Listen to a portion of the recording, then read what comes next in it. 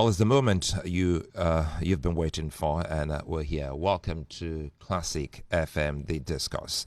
I'm Sulaiman Ali. Quite a number of issues have actually gone on there. And the thing here is that Nigerians are looking to this big election, which is the 2023 election. Call it a perennial, conversation that we've always had.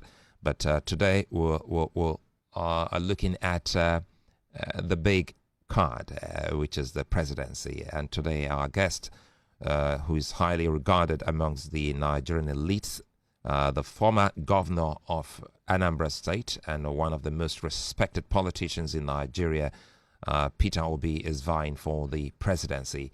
His ambition is coming 4 years after he ran as running mate to Atiku Abubakar, Nigeria's former vice president. Obi is gunning for the ticket of the People's Democratic Party and Nigeria's most prominent political seat. It's the coming of age, and I'm excited having him live with me in the studios. Good to see you, Peter Obi. Thank you for inviting me, and thank you for... Well, I would like to start by saying congratulations on the 1 million march for Peter Obi. Well, thank you very much. I have to thank the organizers because I don't even know how they came about it and what they're doing. Well, I thank them all the same. That was awesome, honestly. Well, as you thank the organizers, I know that Nigerians have also said something about you, which is about your humility. Well, we want to also say thank you for having that, because it's something that Nigerians look forward to having in the elite. Well, thank you very much for at least your kind comment and commendation. For me, really, it's about a leader has to have a good behavior. It's all part of it. We've come to live in a country where bad behavior and rascality have become a measure of power and success. So if you come into a place and bravado, causing confusion, using the wrong words and everything, then you are a leader, or you're powerful, or you're something. So for me, really, everything about a leader has to be encompassing. Character, behavior, especially public conduct. And these are some of the things the young in Nigeria are looking out for. You seem, pretty popular with the youth and the netizens, and they believe they're getting the right message from you.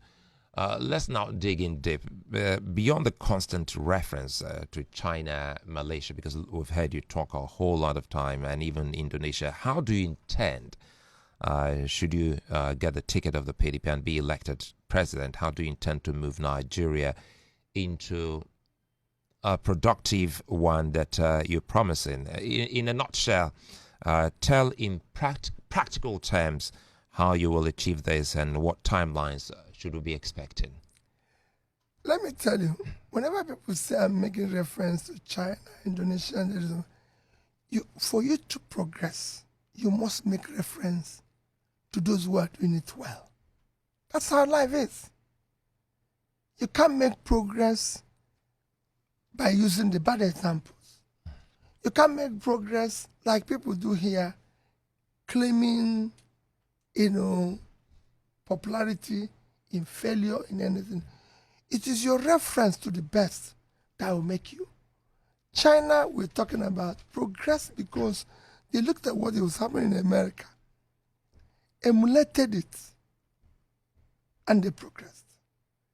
India is doing the same thing. South Korea did the same thing. You can go on and on and on and on. Look at a country like South Korea. Do you know that under Shagari, Nigeria helped South Korea to pay salaries? That's in the early 80s. That's Nigeria as a country. Today, South Korea has become a reference point of growth. South Korea now sits on per capita. That is 10 times ours. What am I saying? $40-something thousand.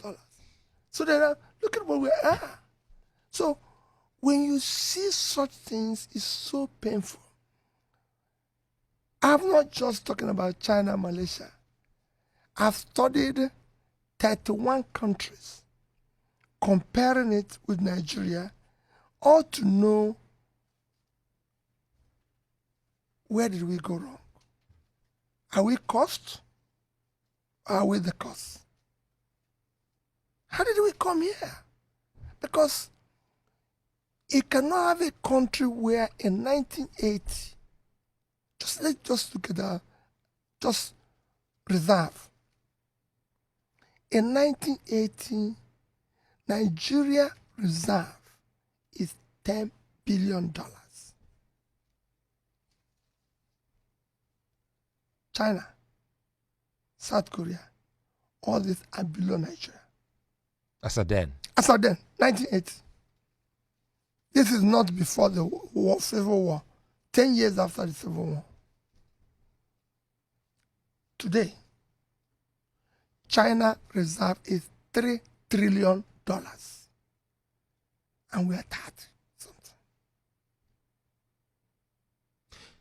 South Korea is same thing. And I can go on other countries to show you how.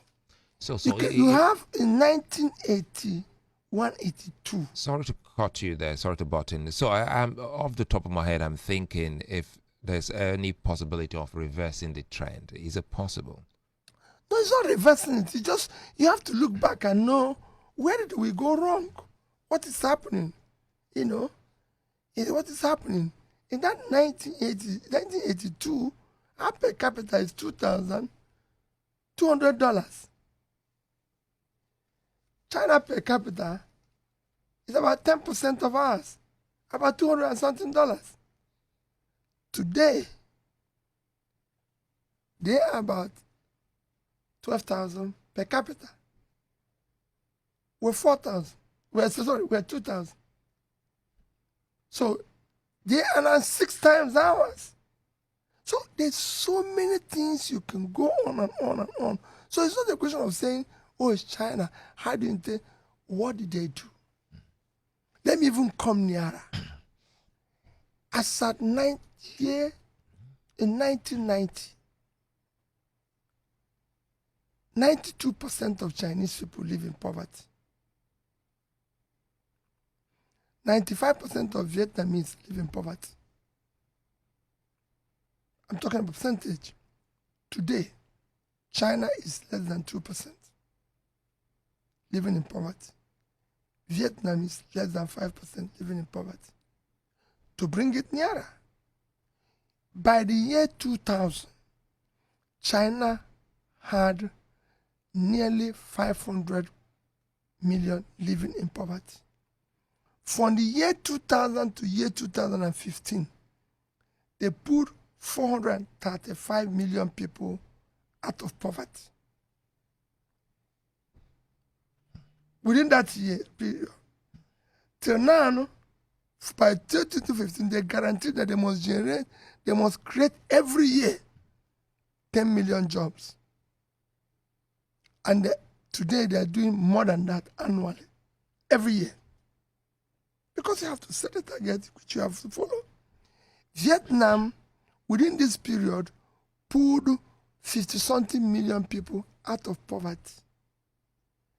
So you can only learn what they do that we're not doing. Absolutely. It's a simple thing. So you go there and sit down. What are they doing? Simple thing. They move their country, by investing in education. The more educated your people are, the better your economy, the better your development.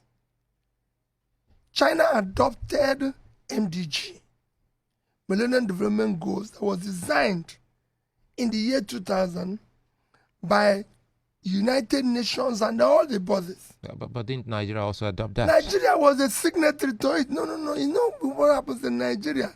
We only sign and adopt and then go home and throw it away. What China did and other countries is that they mainstreamed it into their development agenda from local, state, and national. It's one thing to say, I'm part of this and follow the process. It's like how people you want to go to heaven. But there's something that you have to do to go to heaven. You don't just have to be a drunkard, living a life of loss and everything, and say you want to go to heaven. They have set a goal to those who want to go to heaven.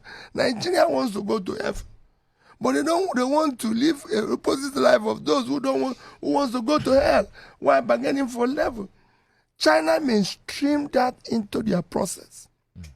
So was India, so was every Asian country, and followed it through. The consequence is that China pulled this number of people out of poverty. India pulled 276 million people out of poverty in 5 years. So as today, or let me go back to 2019 before the COVID, Nigeria had more people living in poverty than India and China combined. If you combine these two countries, they are 2.8 billion, and you're 200, and you have more people living in poverty than both of them combined. I'm looking at these countries, the Asian countries. You've rightly said you need to look at those who are doing better than you. That's all, to learn. Yes, to learn. But I also know that, you've been very critical of the present government to the extent saying that we don't need infrastructure to develop, a nation. I'd like to ask if you really meant what you said, against the backdrop of the fact that even the developed country is still building infrastructures. No, they got it wrong. That's not what I said. I said, the first thing you need is to invest in human infrastructure. You don't build physical infrastructure before human infrastructure. Your human capital is too low. Nigeria today is number 158 out of 157 in human infrastructure. So it comes back to education, which you highlighted. Yes, that's what I'm saying. You have to invest in the human being and pull the human being out of poverty. You don't go, let me tell you, I don't want to call the building. I went to a building in Abuja, a tall building, one of these tall buildings in Abuja. On Thursday, there was no light. I had to climb to the 7th floor with my phone. Lights. The lift is not working. They said it's never worked for years. There's no lights. The whole place is falling apart. You know what it has been? You've not built the human infrastructure that understands the work, maintenance, how to use those facilities and everything. You don't just go to my village and start building a 12-story building when you have not educated the people. I went to China for the first time in my life in 1984-85. If you went to China that time, there was absolutely nothing. But one thing struck, they were investing in education. They were educating their people. There's a country, because I can use countries after country. I was in Bangladesh in 2010. I went to the villages. They had mud schools built with mud and this thing. But when you go into the schools, the children had computers. They had everything. I'm just talking 2010. I'm not talking about 2010. When I talk about borrowing, you see what they've done. When I went to Bangladesh in 2010, if you arrive at the airport, you go back immediately. Go back there now. And I'll show you what they did when we talk about that, if we have opportunity of doing that. So what I'm telling you is that you don't go and borrow money and say you're doing human infrastructure, you're building new airports, terminal and everything and all that and all. What is it? What are you doing? That's what we went to China to borrow money to do. Well, doing tournament. But do you know how many people that travel by air in Nigeria? I'm happy you've been able to clear that, because it's something that is done. I'm hoping that you also heard that when everyone said, or some people said, Peter Obi said something about infrastructure. Again, I also want clarity on this. And Even infrastructure they're not building. Let me tell you, they borrowed money and say it's for infrastructure. I bought that. Which infrastructure in Nigeria did they use the money to build? Since I came to Lagos, they've been building Lagos-Ibadan Road. That road can cost more than 200 billion naira. The last time I estimated it. So where's the infrastructure? The East-West Road in Niger Delta is not completed. You can't drive to Abuja, Kaduna. So where's the infrastructure? Even you talk about infrastructure. Let's be serious with ourselves. We consume the money. Let's say that we took the money and put it in our pocket and celebrate going to picnic with it. That's why we can't service the money. Have you seen the Niger Bridge? The new Niger Bridge? No. Let me tell you, when people talk about this Niger Bridge, the first bridge across the Niger was built in I think they started in 1965. 2 years, Dume's completed it. This Niger Bridge has been going on for almost 13 years.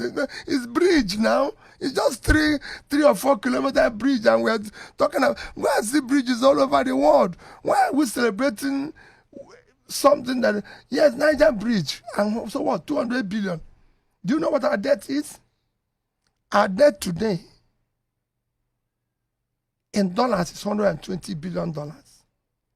In naira is 58 trillion naira. 58 trillion naira. Let me even say approximately 50 trillion.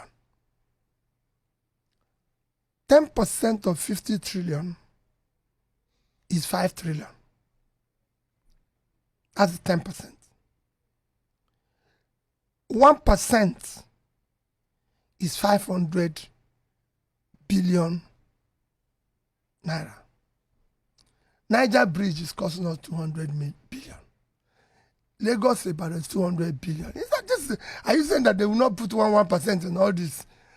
So let's also not talk about as if we are building you know, two things I know I'll come back to. The debt profile will still come back, and also the whole very unfortunate incident, which is very instructive here. You also using your phone, to go through the stairs. So we'll talk about electricity. But again, another thing that perhaps we'll also need some clarification here has to do with the government social investment program, which you all equally on record to have criticized that program. But however, a video came up once of you narrating how then you shed about 10,000 naira to some women who confessed that their entire wares were not up to 5,000 naira. So I'm thinking, isn't that also some kind of social investment? No. This that you did at that time? No. This is a personal thing that I did to people who were just selling something. I said, this shouldn't be government involvement. You see, there's two things. When I was in government, go ask Magnus Bako. I was the number one person in pulling people out of poverty, in fighting poverty. Our state was number one. I'm telling you, the man who was in charge of fighting poverty in Nigeria, go and ask him who was number one. It's me. You don't do this thing the way they were doing it. Go around. I've met young business people all over the world, all over Nigeria. And I asked them, is government supporting you? Are they giving you any grants? Are they doing anything? No. Nigeria today have one of the most energetic, talented young people. The only thing that is lacking is access to capital and government support. I started my business in the UK. I asked somebody, I've forgotten his name now because I didn't know this. It's from Southwest here. He builds a computer. I met him at the airport. And I said, have your bank ever come to you and say, let's talk about your business, your bank. Have government ever written your local government and say, what do you do? My bank in England came to me. My bank manager, I was just going to bank and paying him money. My bank manager one day said to me, we want to know what you do. He called 3 people. And I told them what I do. He said, can we help you? Is there any way the bank can give you money to buy? I said, yes. That's how they gave me £10,000. So they reached out to you? I never one day, for me, living in England as a black man, you're a suspect. If you're a Nigerian, it's assumed you're criminal. So I was doing my business. And they said to me, Peter, what do you do? And I said, tell them what I'm doing. He said, no action of my building, my property, my mother's property, they just said, can we give you 10,000? Are we really doing banking in Nigeria? So can we do that? They did that. That's how government, let me tell you, that's how the same thing government wrote me and said ABCDF. By the time I left England in 2005, I will send it to your WhatsApp. My bank was giving me $7 million. No, I said before, if Bill Gates, who started Apple, all these people, like I said, Bill Gates of Microsoft, Steve Jobs, Steve Jobs of Apple, all these people who are now running around in American stands, if they were here, they won't progress. Nobody will give them $1. Where would they get the money? I come back to you. So because you have an idea. Sorry again to butt you. I asked the man in local government. It's still about the support. Sorry to butt in there because you also have a thing with the banks, and that's why I was asking, what is banking to us here in Nigeria? It's pump brokerage. They don't do banking. They just give you this, give you this. That's not banking. Quote me anywhere. I'm being fair, but again, you don't blame them because they don't have the support they need. So they can't go and do lending, normal lending with people's money because they'll be gambling with people's money. You need proper government grants. Throughout the time I was in the UK, because of my turnover and my business in the UK, every year I get a letter from the Queen and the Prime Minister's office thanking you. Since my business in Nigeria, I've never gotten a letter from my local government.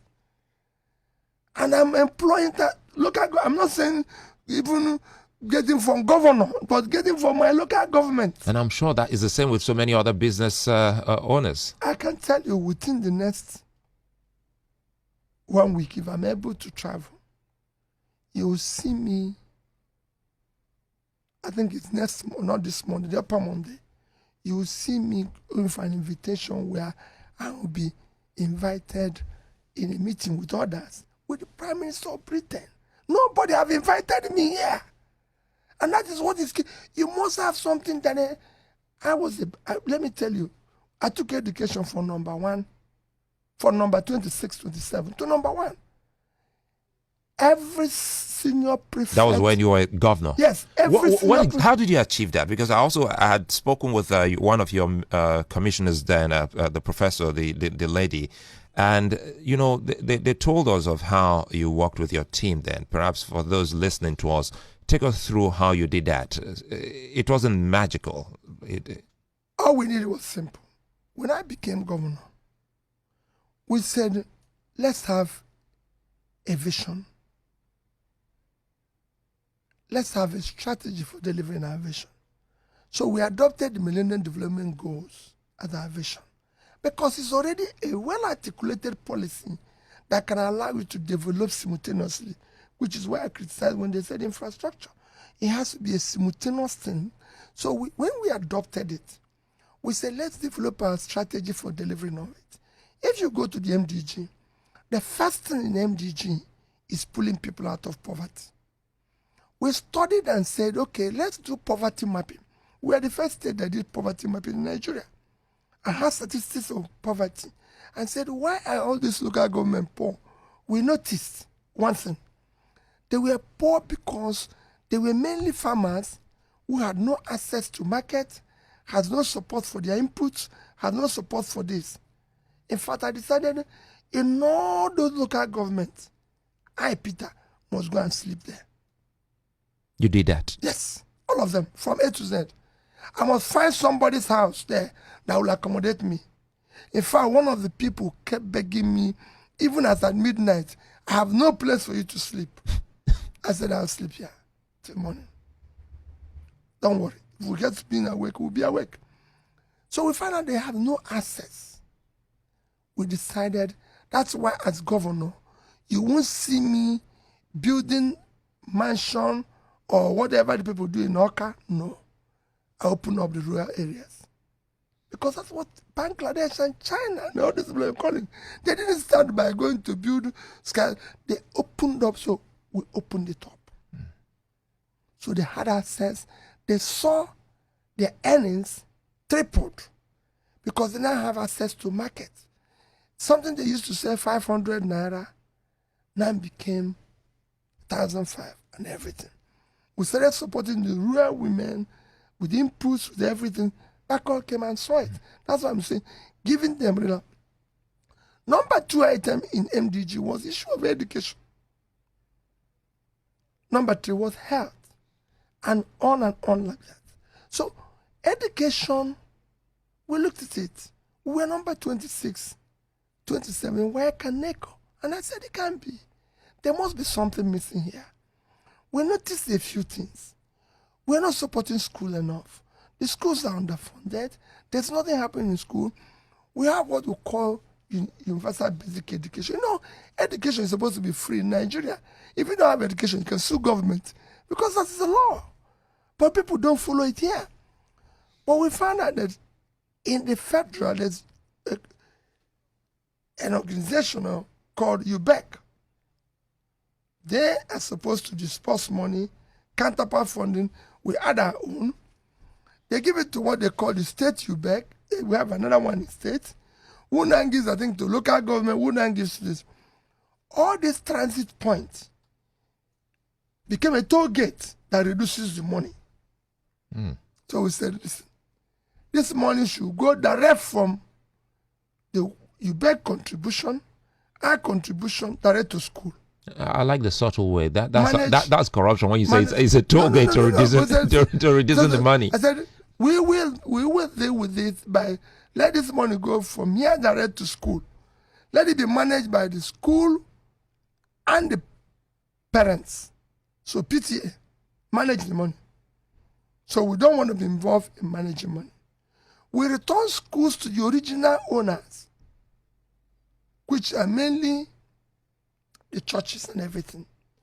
Manage your school. We don't want to be involved in managing school. We just want to do supervision because the transaction side of it was affecting the education. But we now say the job of government is supervision. We don't need to be constructing, building. The parents and the teachers will do it better. And it became phenomenal. I'll give you an example. There was one school that had erosion. The principal said it will cost 27 million naira. Our own ministry had it for 100 and something million. And it was an argument. And they said, because the principal is not an engineer. I said, the erosion is affecting. Say it needs 27. Then who erosion will not affect? He's arguing about 100 and something. Does it make sense? Give him 27, let the erosion carry him, then we'll know. No, that has been fixed today. With that amount? Till today, nobody has heard about the erosion. If we were doing it as government, we have been in a state of revaluation, incomplete, all sorts of manner. Another one, they wanted to build a dormitory. They gave us a bill of 59 million something dormitory. I think it's one floor dormitory, then refectory up there, gave us 59 million. And people came up with about almost 160 million. An argument ensued. Oh, they're not engineers. They don't know. The place will collapse. I said, let it collapse on them. Give them. All these are So we returned to schools. Every senior prefect of secondary school while I was governor had my phone number. The students? All of them. Your direct phone line? I'm sure you listen, if they listen to you, they will tell you. Because I did a program in Abuja, all of them said their phone, they had my phone number. So you can reach me. So every morning I wake up, this one will say, our English teacher is not doing well. This is not happening. Or some will say the food we ate yesterday was not good, and this is. I'll call my commissioner for education. We're going to eat lunch today in social and social school. We're going to DMGS on each other. That's where we're going to eat our lunch. And we'll go straight and sit down with them. It became phenomenal. They were motivated. They were happy. Some will even say, "Oh, Governor, today is my birthday," and I'll reply back, "Oh, my son, happy birthday. God bless you." In one case, I sent a cake.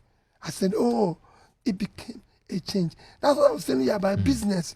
Somebody coming to ask you, "How is your business going? How is everything?" How many times have they visited to support even this organization? Have federal government, have state come to visit you and say, "Because you're doing this, let me encourage you people with this support"? No, they only take. They will tell you about tax, tell you about this, tell you which system works like that. Back and forth, we'll dig in deep into politics and some of these things you've highlighted, because I see that we've spent about 30 minutes, and for Nigerians, their messages are here already. And in all of that mix, I'm off the top of my head, I'm thinking, who needs or who is afraid of Peter Obi? Because if you have such experience, and you have people who will haggle over, budget to fixing things. Two things here. This man said, "No one make we chop." And if people have that kind That's why I was impeached twice. I was even from office twice. So if you can imagine if people have that kind of intention. I'm coming back to your primaries, but before that, your reputation for frugality. I've been thinking about your son when I read something about it. Wow, this man. So your reputation for frugality precedes you. So if you had an option between saving more money for Nigeria and spending money to reduce Nigeria's infrastructure deficit, which option would you take? Well, it's two ways. It's not about frugality.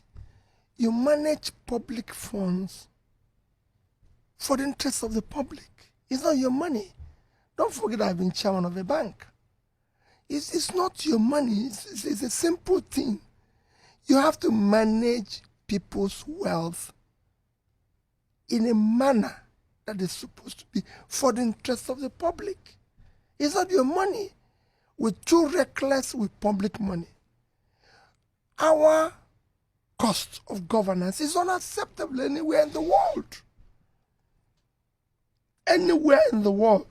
Let me tell you, I'm very sorry to use certain things that people don't like me to use. The biggest state in America is California. 3.3 trillion economy. 8 times Nigerian economy. If anybody sees the governor of California with 10 vehicles, he will not be governor the next day. 10 vehicle convoy.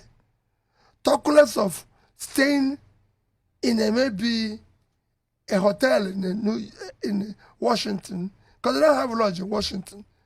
And he cannot go to Washington and pay, say, $2,000 for a hotel suite. He will go that day. And he cannot fly first class. He cannot. With public money. Talk less of maybe even talking the one we do here. No! It's public money. You cannot do it.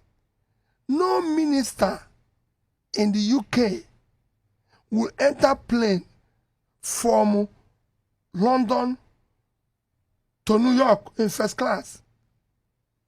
How can? UK is an economy of $50,000 per capita. We're 2,000. No minister there would dare enter plane and fly first class. With whose money? Public money? No way. You cannot do it. You can't go to White House today. I will show you. I said I have appointment with the Prime Minister. I'll show you. They gave us time. No lunch. I'm going to a country now. I'm going to meet a minister. He told me, okay, Peter, we can meet for coffee. 1 hour for coffee and talk about these issues. Coffee. And it's coffee. We're not going to have lunch. No, you can. It's not where I come and say, oh, do you want to eat lunch? He will even come with people. They can be eating. No. Coffee is coffee. That is, he will buy one coffee and we drink coffee. That's it. If you want lunch after that, you buy public money. If you go to White House for dinner today, you pay for it. I was governor. Nobody had a bottle of wine while I was governor. I was running a bar. These things are confusing. Money was to give children where they sit and go to school. Every school while I was governor had 2 buses. They had a generator. They had a computer. I bought the highest number of computers ever paid by any government in Africa. 30,000 computers for HP. I bought buses for them. They had generator. The money, do you know how we bought generator? They came and gave me bill to do street light from my office to my lodge and a few other places. It came to about 500 and something million naira street light at night. So I said to them, at secondary school, they have generators there. I called the man who said generator. I said, I want to buy 40 kVA so that they have basic light. It was about 1 million then. We have 500 schools. So I said, pay this man. We can do without street light. When it's dark, people should go home. Let's put it where it is needed. You don't just go and start using public money. Now you're talking. I'm trying to catch up with time. Now that you're talking about street lights, quickly here, let's talk about electricity. You have any plans on how we can actually fix that, the power system? You must have listened to me. It's not rocket science. Let me tell you, this country, that's why it's so painful. The first time this country borrowed money was in 1964. In September 1964, the then Prime Minister of Nigeria, Tafawa Balewa, wrote World Bank a letter saying, I want to borrow $82 million to build the Kanj Dam facility to generate 760 megawatts of electricity. 64. In reply, the World Bank said, we thank you for development of my country. The World Bank replied and thanked him while granting him the loan and said, ABC, that it is a step in the right direction. That money borrowed in 1964, in today's value of money, is about 1 billion. So in 1964, we were able to borrow money. We were generating about 1,000 megawatts. 58 years after, we're doing 4,000. It's unbelievable, ridiculous. It shouldn't be. We're the biggest economy in Africa. We're the biggest country. The number 2 biggest country in Africa is South Africa. We're 200 million. They are 60 million. South Africa is generating 54,000 megawatts. Yes, 50,000 than what we're doing. The number 3 country in Africa is Egypt. They are generating 55,000. What is even worse, more worrisome, Egypt own between 2015 and 2021. Between 2015 and 2021, Egypt have been able to double their own from 26,000 plus to 55,000. And that's why I said, even if you don't know what to do, let's go to Egypt and tell them, please, what did you do that in these 6 years you doubled this? Can we go and learn if we don't know how to do it? That's what I've always done in my life. If I don't know how to do it, I go to you and say, Oh, please teach me. So we have become a country that cannot do anything. We can't even learn. It's impossible to go. Egypt is not here. This is not, we're not talking about going to America now. Egypt doubled their, listen, Vietnam, from 2015 to 2021, doubled theirs from 38,000 to 76,000. You were asking me about production. In terms of land size, to tell you that we're not producing, in terms of land size, Nigeria is 923 square kilometers of land. Vietnam is 331,000 square kilometers. So 1/3 of Nigeria. In population, they're 50. They're 50%, because they're 100 million. Their total export last year was $312 billion. We couldn't even export 30 billion. They are not talking about first world now. I'm talking about and all Vietnam export, less than 1% is natural resources. The rest are production. Electronics, phones, textile, 32 billion. So they earn twice, more than twice what we earn from oil, from exporting clothes.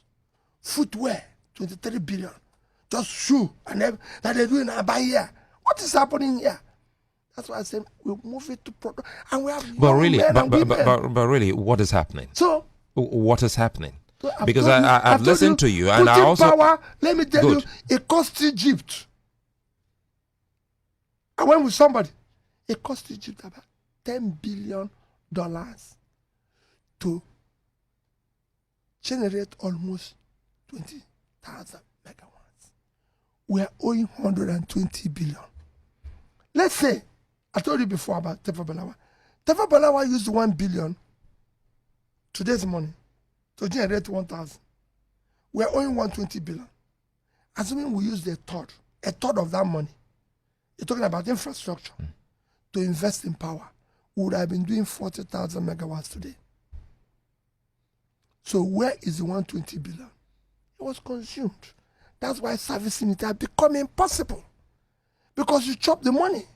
And if not, servicing it will be easy, because the more you borrow, it's supposed to increase your value, your per capita.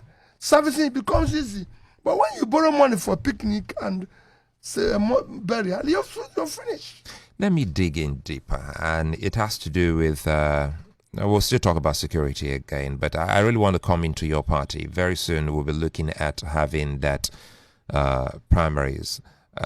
Listening to you, you were in government, and at that point in time, while you were governor of Anambra State, we had a very vibrant governors forum. And I remember then, it was said that it was like a peer review mechanism. You come, you review notes. And people then, I also recall then, we had asked then on television, why is it that people are not looking at the Anambra, roadmap and used to implement in their own state? I don't know if you ever had that conversation among your governor colleagues then. But now the People's Democratic Party will have its primaries. And, I wouldn't want to say I'll say I have it on good authority that there is a gang up against you, Peter Obi, from picking the ticket. Well, I'm not worried about that. There has always been a gang up against me. You're not worried? No, I'm not worried about that. Let me tell you. But do you have a sense of a gang up? I'm not desperate to be president of Nigeria. I know, but again, do you have that feeling that there is a gang up? No. If the worst they can do is that they throw me out of the party. For me, I'm not desperate to be president. I want you to know that. I'm desperate to see Nigeria work. I feel like pain that a country that has all the potentials to work is not working. So for me, it's not a gang up. Yes, people don't like my brand of politics. I granted an interview on Tuesday, which somebody called me and said, Peter, how can you do a thing like that? And what I said was simple. Manufacturers are looking for money Importers, business people, genuine businessmen are looking for $1 for spares, for inputs, for critical goods. They can't find it. And we, the politicians, are sharing dollars. Let me tell you, one of the greatest measures of any country's economic stability is their currency. It's an abomination that somebody serving in government is spending another country's currency in his country. And I'll say it any day. If I'm president today, no government official will spend dollar. You go to jail. We have a currency. It's our country. We should be proud of it. You cannot be carrying. How can we dollarize our economy? And it's affecting us. That is one of the things that is ruining this economy and bringing up problems here. And it's being done by people sitting in government. And I say, can any of us, including me, show any dollar earning in the past few years? Like we're buying funds, million. Can we even show our tax clearance in the past 10 years to show we have earned that type of money? What is happening here? So it is not, if they don't like it, so be it. I'm not talking about being president. I'm talking about we must have a country first before we can become president of the country. If I'm a refugee in Cameroon or Ghana, will I be president? No. So when we get to that stage, let's tell ourselves the truth of what is happening. So that can go. You talked about peer review mechanism. Yeah. Let me tell you. When they came, we set up peer review mechanism headed by then Justice Uwais and appointed a few governors, a few people, even Donald Duke and all that and all that, a few committee members. They say, who is first? Because they're supposed to come, see your state, come and report back to us, the governors. So I said, no, I'm number one. I think some other person, I remember one or two of us, but I was number one. After they reviewed my own, they came out with so many criticisms of things that, because the idea is to tell you what you're doing wrong. So they came out with so many criticisms of what I'm doing wrong.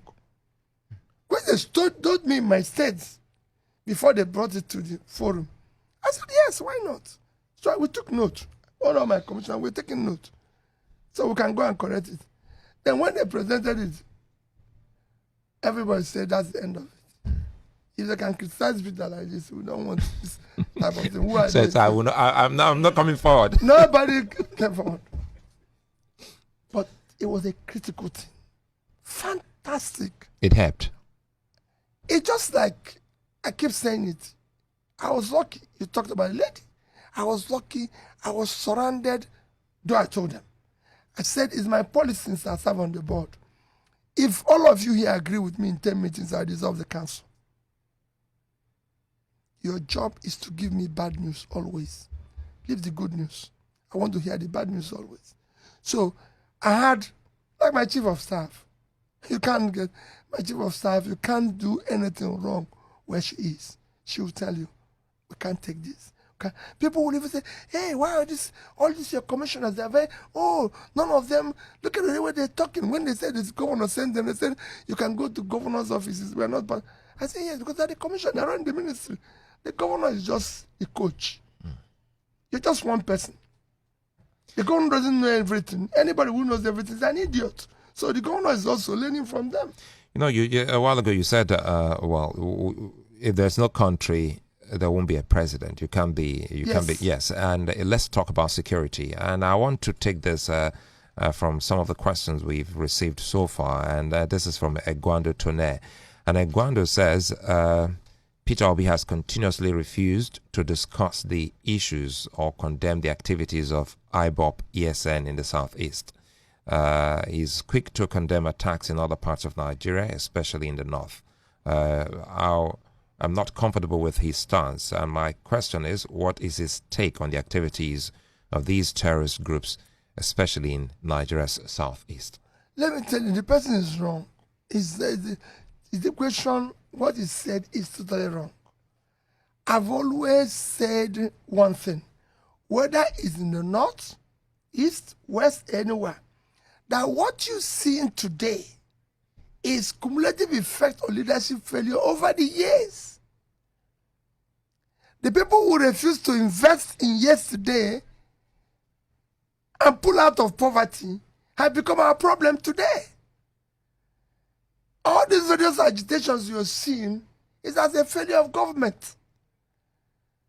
I followed the agitation. As I said, in my own thing, I followed agitations in South America. I followed gangsterism, banditry in South America, in Brazil, in Colombia, in Mexico, and I can tell you, my own is not to sit down and say, hey, it's peculiar to us. No. I've studied countries after country. The more you pull people out of poverty, it's like security. There's what you call natural security and defensive security. The natural security is that people must have a means of livelihood. If you don't know where the next meal will come from, you're a bandit. It's simple. The more you pull people out of poverty, the more you reduce criminality, the more you reduce agitation, the more you reduce all sorts of this violence we're having. Because they will be engaged. They will have a job. They will have a means of livelihood. Some of them will be making money. Some of them will be... So they don't need all those things. So if you see people saying, oh, okay, why is there agitation? Why is this uprising today, everywhere, and this violence everywhere? Why wasn't there yesterday? Because people had a job. People have means of livelihood. So the more your system, what you're experiencing now is two things. When I say Nigeria is the first state, I'm happy the American states are saying, you have qualified two things that makes a first state. You're no longer in control of your territory. You're no longer in control of your economy. And this, you have to have all this. You have 100 million people living in poverty. You have 15 million out of school children. You have all these things. Somebody said to me, look at what these Okada people are doing. Look at how they are. I said, listen, these are people you refused. You did not educate yesterday. These should have been part of our export. Today, Egypt, I'm not going far, is getting almost twice what we are getting from diaspora remittances. Yes. They're getting 30-something billion. Bangladesh, 30-something billion. Philippines, 50-something billion. If I had educated these people, they would be the people driving taxis in Dubai, in London. If you go there now, you see them, Bangladesh, Egyptians, this. And they're there remitting money. This foreign exchange we were looking. There's so many ways to get that foreign exchange. It's not just by... There's so many... That's why remittances in Nigeria now is almost 20 billion. And we have only 5 million Nigerians living abroad. Imagine if this 15 million out of school children, which is now 18 million, we educate them and export another 10 million, we will triple it. It's as if you saw this question from Joseph Lawani. Joseph Lawani is asking about the unemployment rate and the out-of-school children. He said we have more than 12 million out-of-school children. No, it doesn't know what it's about 18 million now. Good, it's reason. So he's also asking how will you address this should you be president? It's simple. Education. People will say, where is the resources? The resources is there. Look at the amount they are stealing. 80 billion by this one man, 20 by this one man. All these are monies that should go into school. It's only a country that you get up in the morning and say, oh, the man who is supposed to keep money for us, the accountant, have taken 80 billion. You know, it doesn't happen anywhere in the world. All these monies people are mismanaging are monies that are supposed to go. I'm just giving you an example of America, the biggest economy. And said, the governor of America, the new governor, I visited two. They invited me to dinner in the evening, and it's just me, their wife. They were not up to 5 in the table. They didn't even give to my aides. Okay, I didn't go with anybody. No, I don't travel. So, but it was just three of us, me, their wife, and two others talking and eating. And regular food that wouldn't even cost me more than $10 if I had gone out. Here, it would have been a banquet. Everybody eating as if they were on government money. So before we go to the kind of presidency we expect to see, let's throw this in because it's been some conversations some have had, and it has to do with your moving from the All Progressive Grand Alliance, APGA, to the PDP. Some said your movement from APGA actually killed APGA.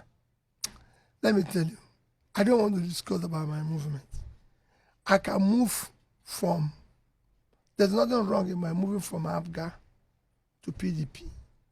And tomorrow, there's nothing wrong in my moving from PDP to maybe say any other party. There's nothing wrong with that.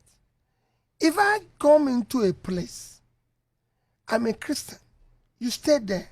That's what the Bible even preach. Try to change them, try to be part of them. If in the end, what they are doing does not align with you, you move on. Simple.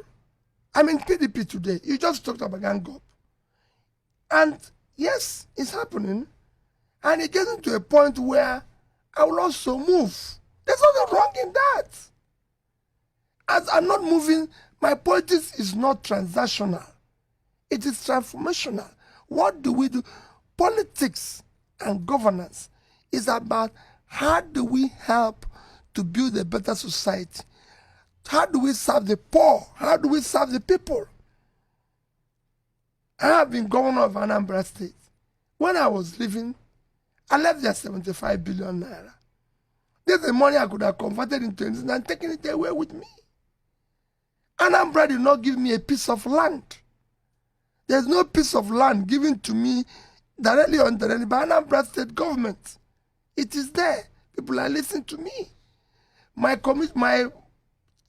MD for Housing Authority told Doyin Okube just 4 days ago that he was shocked the day he gave me house and land. And I said, no, I am the man who is custodian of this. I cannot take it. That is not the law. Since I left as governor of Anambra, I said, go there. They've not bought me pure water. I told them I'm going home, finish. I'm not saying I'm a saint or I'm the best or this or no. But I'm saying we have to start doing things where people have to reduce their greed. People are sick here. So they're acquiring what they don't need. Greed? No, they're sick. Nigerians are no longer, so what people are acquiring here is not greed, it's sickness.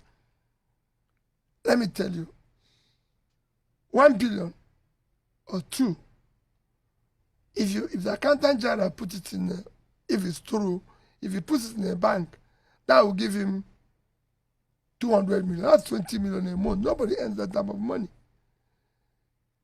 It is the budget of a state. That is no longer greed, it's sickness. So, lastly, for the young Nigerian listening to you, you've said something which is very instructive here about politics. The kind of politics is transformational politics, and that is why a lot of young Nigerians are listening to you when you speak. For those who are trying to make incursion into politics and be a part of that movement of transforming Nigeria, what's your message? My message to them is not to get him, not to dabble in it the way they want to dabble in it. No. My message to the young people is to ensure that the right people are elected to help them to build a better future. I've said it. The engine of growth, the reason, one of the main reasons why Nigeria is not progressing or doing well economically, and I always say economically, because we have an economic problem. We don't have, people think our problem can be solved by politics. No. The engine of solving this problem we're in is economy. Economy must work. the engine of that productivity is the young people. The reason why it is worse now is that we have young people in their productive age doing nothing. At the time the system is supposed to support them, the time they have all the energy.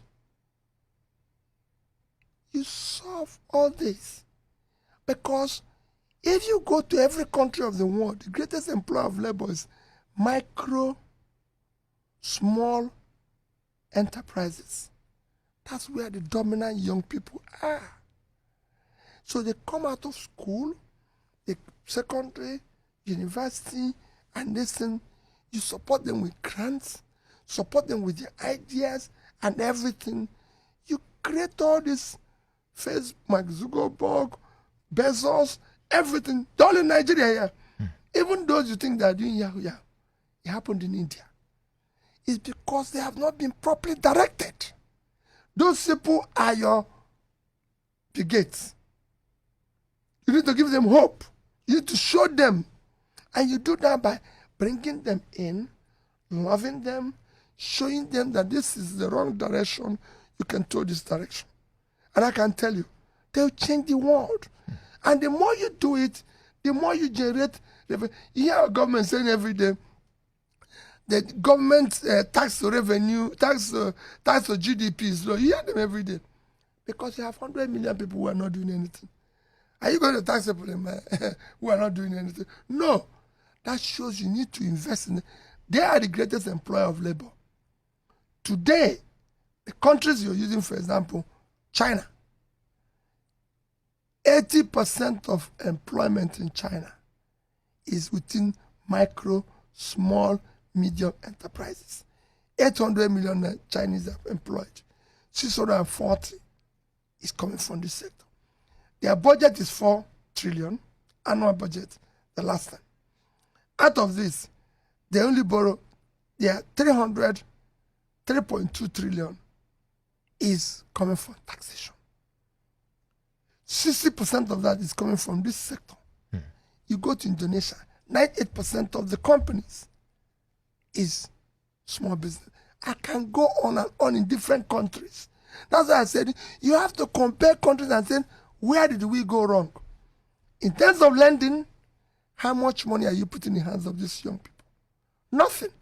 They just come out of school, no job, no care, no nothing. So they're all on the street. So if they do young good, if they do anything good, because it's like somebody threw on the street, whatever he sees, if I don't have anything I'll do, whatever I can do to eat, good.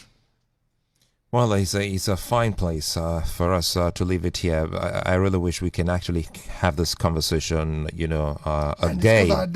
Yes, and quite a number of things we need to be talking about, and I think I will want to stretch, because this is a special for you, and I want to stretch it, and let's talk about the debt, if we can do this in the next 5 minutes, and also weighing on. Are you thinking of having a Peter Obi leadership series?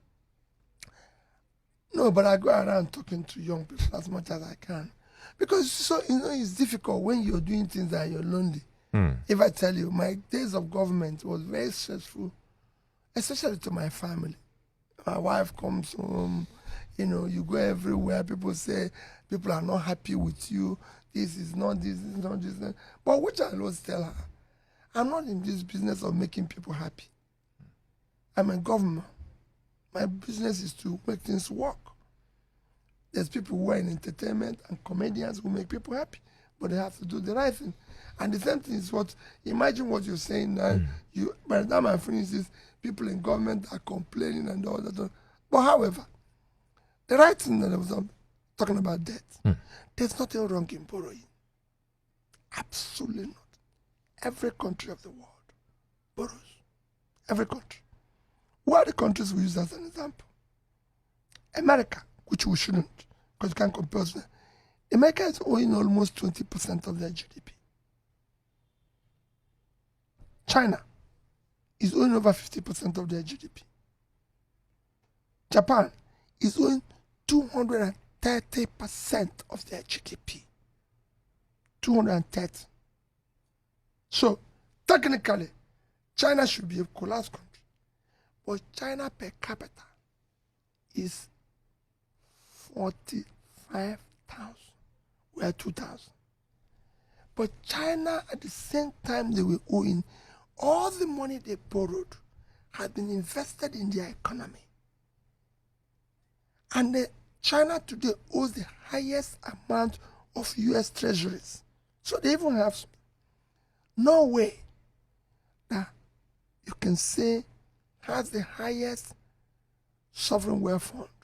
It's owing 50% of their GDP.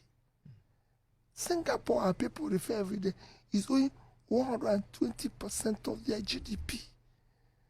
But if you go to Singapore, go and bring their law, it's written, all borrowed money must be for investment and must be measurable. So it's not for consumption. To conclude it, and I'll give you an example why ours was bad. I told you about Bangladesh. And that's what I use today so that people don't say it's China.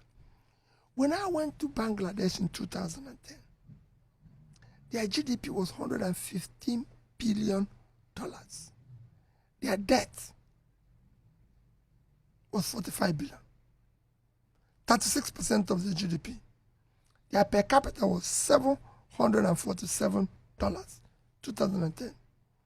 Today, their GDP is $340 billion, so it's grown 3 times. Their per capita is now 2,050. Their debt have moved to about 114.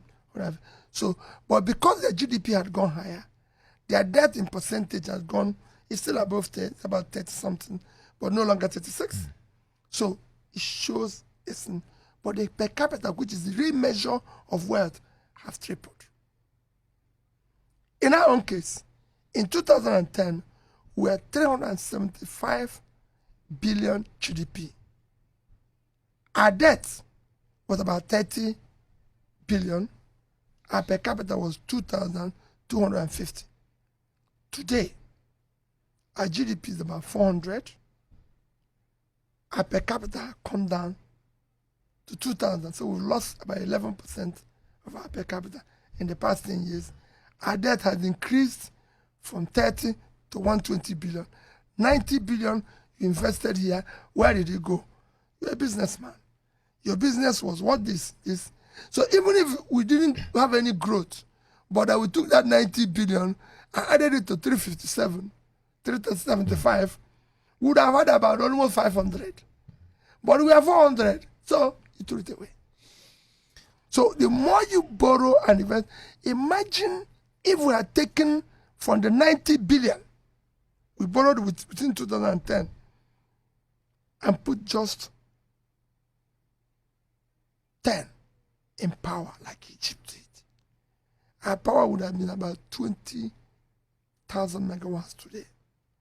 That would have changed the dynamics of this country.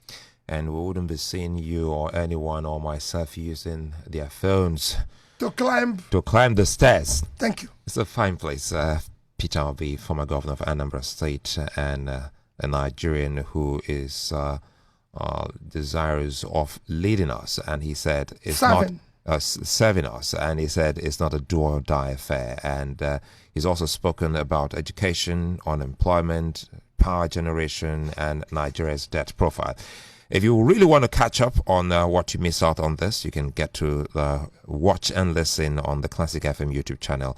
Peter Obi, it's a delight having you here live. Thank you. I'm Sulaiman. Many thanks for listening. Bye-bye.